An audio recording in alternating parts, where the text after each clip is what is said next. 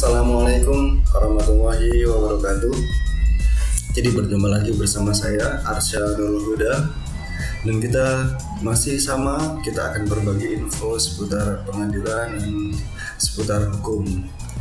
Jadi kali ini kita seperti biasanya ya akan memberikan seputar info terkait dengan info pengadilan atau info hukum yang teman-teman butuhkan. Sebelum kita berbagi info, ada satu quotes yang ingin saya sampaikan terkait dengan ukuran dari pasangan yang harmonis. Jadi quotesnya ini bagus sekali ya.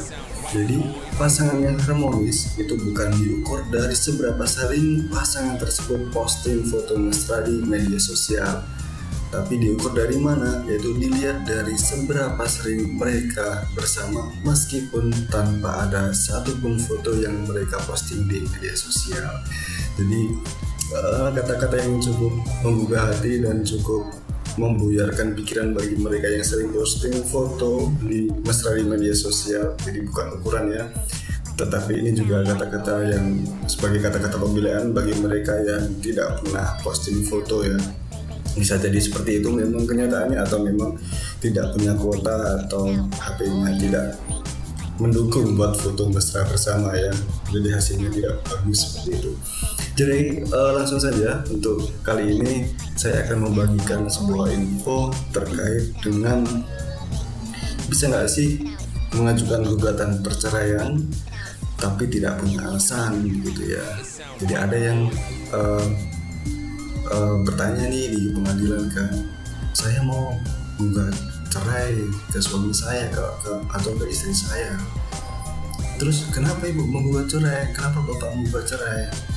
Nggak ada sih, cuma tidak cocok saja sama suami atau sama istri saya gitu. Jadi tidak ada alasan, tetapi pengen bisa dengan pasangannya ya. Bisa nggak sih sebenarnya begitu? Jadi kita akan ulas dari segi hukum positif ya, dan kita ulas secara garis besar saja.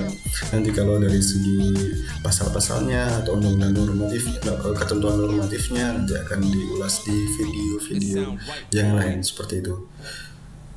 Jadi pada dasarnya undang-undang positif di Indonesia, yaitu undang-undang perkawinan, pada prinsipnya adalah mempersulit perceraian ya. Jadi cerai itu sebenarnya tidak mudah di pengadilan begitu. Dan perceraian itu harus ada alasan. Jadi barang siapa yang ingin bercerai atau mengajukan gugatan cerai harus disertai dengan alasan-alasan ketika mendaftar, yang nantinya di persidangan alasan-alasan tersebut harus dibuktikan apakah benar alasan-alasan tersebut yang menjadi pemicu untuk mengajukan gugatan cerai. Dan setelah itu majelis hakim akan menilai apakah dari alasan tersebut didapat suatu kesimpulan bahwa pasangan tersebut memang tidak bisa didamaikan lagi seperti itu. Dan di ketentuan positif tersebut, di ketentuan positif terkait dengan perkawinan juga menyebutkan mengenai beberapa alasan yang boleh diajukan ketika mengajukan gugatan perceraiannya. Beberapa di antaranya yaitu yang pertama adalah salah satu pihak atau salah satu pasangan melakukan perbuatan zina, menjadi pemabuk, pemadat, penjudi yang tidak bisa disembuhkan lagi, sukar disembuhkan. Alasan yang lain adalah salah satu pihak meninggalkan pihak yang lain tanpa izin dan tanpa alasan yang diterima seperti itu. Alasan yang lain adalah karena salah satu pihak dihukum penjara 5 tahun atau lebih. Terus ada juga alasan salah satu pihak melakukan penganiayaan berat kepada pihak yang lain. Terus ada juga alasan salah satu pihak mendapatkan cacat atau penyakit yang sukar disembuhkan, dan hal tersebut menghalanginya untuk melaksanakan kewajiban sebagai suami atau istri. Terus ada juga alasan bahwa pasangan tersebut terus terjadi perselisihan dan pertengkaran yang terus menerus dan tidak dapat didamaikan lagi.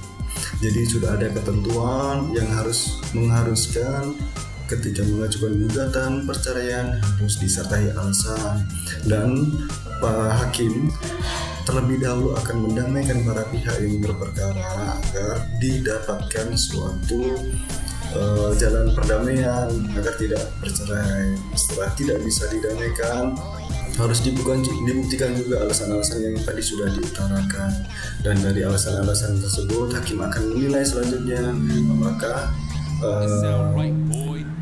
rumah tangga tersebut ada harapan untuk dirukunkan lagi atau tidak. Jadi memang ada proses yang tidak mudah juga untuk seseorang itu mengajukan perceraian, karena pada dasarnya perceraian di undang-undang ketentuan positif kita itu dipersulit begitu ya. Jadi jangan menganggap kalau perceraian di pengadilan itu mudah, tidak seperti itu nyatanya, karena memang harus ada ketentuan yang dilalui, dan pada intinya jangan gampang untuk membuat cerai pasangannya, apalagi kalau tidak punya alasan karena tidak cocok atau karena tidak sejalan.